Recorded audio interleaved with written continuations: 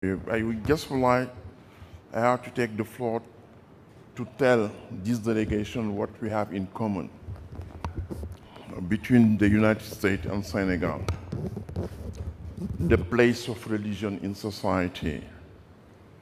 Recently, I was following very closely the funerals of Queen Elizabeth.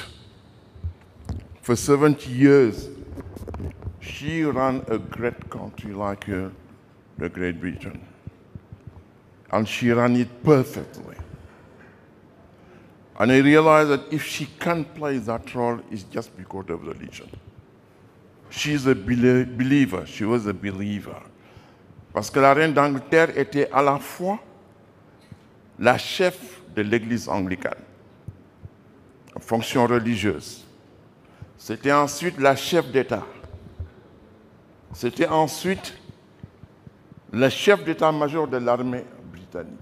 Pour une femme qui, depuis plus de 70 ans, au moment où, pour qu'une femme ait une responsabilité en politique, c'était très difficile, mais la reine d'Angleterre avait cette responsabilité-là.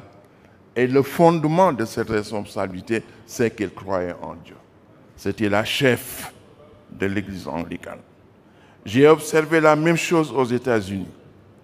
La place de la religion dans la société. J'ai observé la même chose à l'ensemble des pays anglophones qui se trouvent en Afrique parce que j'ai siégé pendant longtemps au Parlement panafricain en Afrique du Sud. Les députés anglophones étaient les seuls à faire une prière avant la prise de parole.